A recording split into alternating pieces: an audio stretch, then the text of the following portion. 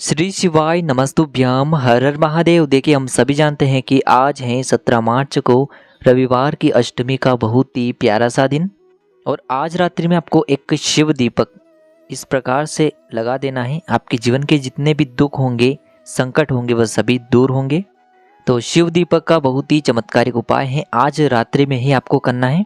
तो देखिए, पूज्य गुरुदेव की ही कथा को सुन करके और समझ करके ही आपको समझाने का पूरा प्रयास करेंगे। लेकिन उससे पहले वीडियो को लाइक करें, चैनल को सब्सक्राइब करें और कमेंट में श्री शिवाय नमस्तुभ्यम या फिर ओम नमः शिवाय जरूर लिखें। तो चलिए दोस्तों, जान लेते हैं इस पहले विशेष उपाय के बारे में। देखिए, इस उपाय के लिए आपको मात्र एक दीपक लेना है और दीपक जो है विशेषकर आपको मिट्टी का ही लेना है, आटे का दीपक आपको नहीं लेना है। और इस दीपक में आपको गौ माता के शुद्ध घी का प्रयोग करना होगा और इसी दीपक में आपको लगानी होगी लंबी बाती, यानी कि आपको एक लंबी बाती का दीपक तैयार कर लेना है। तो इस प्रकार से आपको एक लंबी बाती का दीपक तैयार करना है। इसी के साथ में आपको एक चुटकी काले तिल लेने हैं और आज रात्रि में इन दोनों ही सामग्रियों को लेकर के आपको पहुंचना है अपने ही घर पर, मुख्य द्वार के वहां पर। देखिए, इस दीपक को आपको एक विशेष प्रकार से प्रज्वलित करना है, यानी कि जब भी आप अपने मुख्य द्वार में प्रवेश करते हैं तो उसके उल्टे तरफ, यानी कि लेफ्ट साइड, आपको इस दीपक को प्रज्वलित करना है। और ध्यान रखिए, जब भी आप इस दीपक को प्रज्वलित करेंगे, जो दीपक की जो बाती है, इसका मुख आपको बाहर की तरफ रखना है।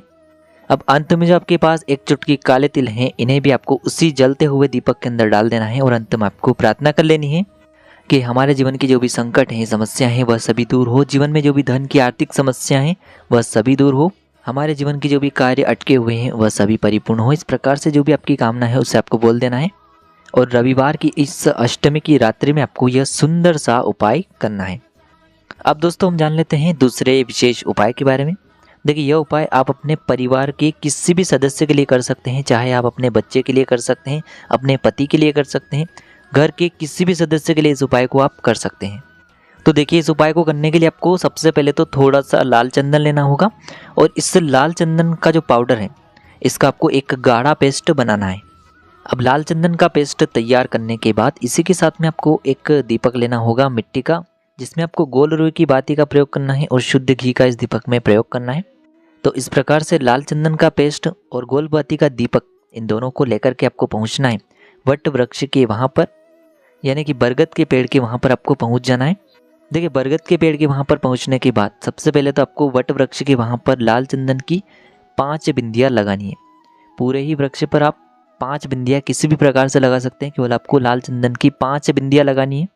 इसके बाद आपको वट वृक्ष की 7 परिक्रमा करनी है। ध्यान रखिए, जब भी आप यह 5 बिंदियां लगाएंगे वट वृक्ष के वहां पर, तब उस व्यक्ति का नाम और गोत्र आपको अवश्य बोलना है जिसके लिए आप यह उपाय कर रहे हैं। अब दोस्तों, अंत में जो आपके पास एक गोलबाती का दीपक है, इसे भी आपको वट वृक्ष के नीचे ही लगा देना है, वटकेश्वर महादेव का मन में स्मरण करते हुए। जो भी व्यक्ति रविवार की अष्टमी की तिथि पर इस प्रकार से एक गोलबाती का दीपक वट वृक्ष के नीचे लगा करके उस व्यक्ति का नाम और गोत्र बोल देता है, उस व्यक्ति के जीवन में कभी भी दुख और समस्या नहीं आते हैं और जितनी भी चिंताएं हैं वह सभी भी दूर होती हैं।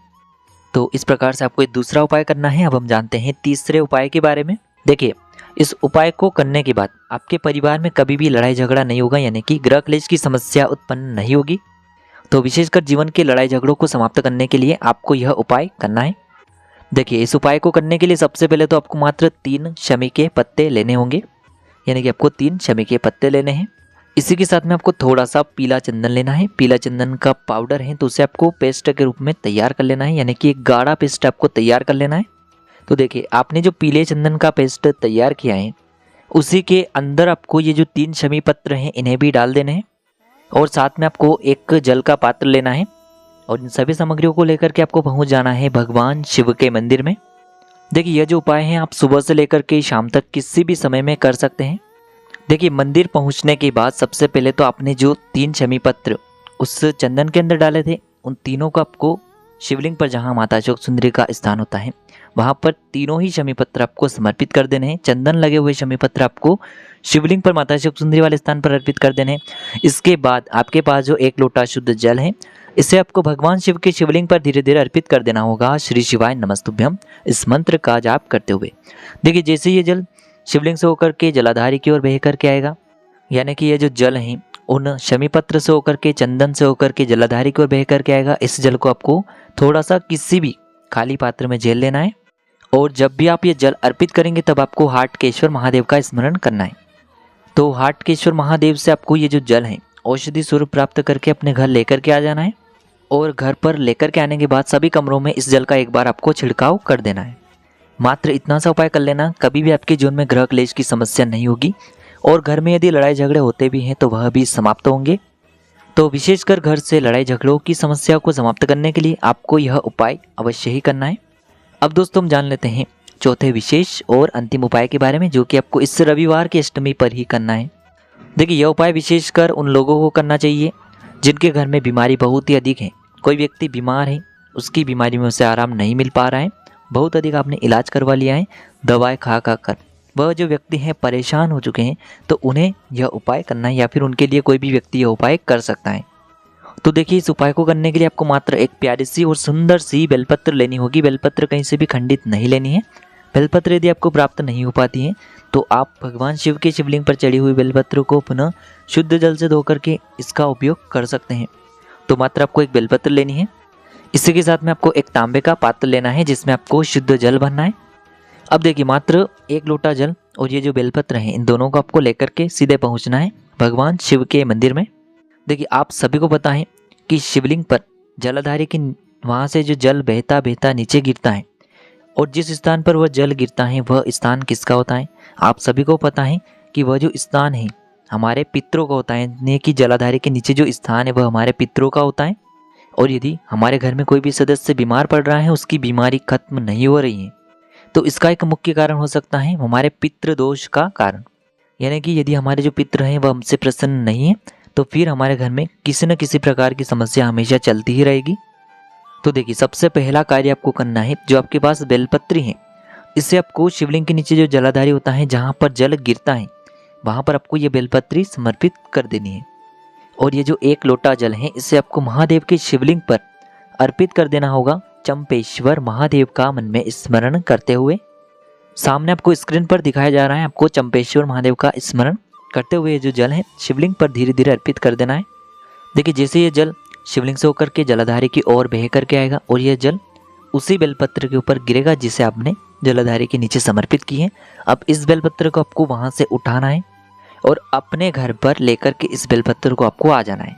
अब यह जो बेलपत्र है जो आपके घर में बहुत अधिक बीमार रहता है उस व्यक्ति को आपको मणिभद्र का नाम लेकर के इस बेलपत्र का आचमन उस बीमार व्यक्ति को करवा देना है। सामने स्क्रीन पर आपको दिखाया जा रहा है, आपको मणिभद्र का स्मरण करवाते हुए उस व्यक्ति को इस बेलपत्र का आचमन करवा देना है। यानी कि जब जल चढ़ाएंगे तब आपको चंपेश्वर महादेव का स्मरण करना है, लेकिन जब बेलपत्र का आचमन उस व्यक्ति को करवाएंगे तब आपको मणिभद्र का नाम स्मरण करवाना है।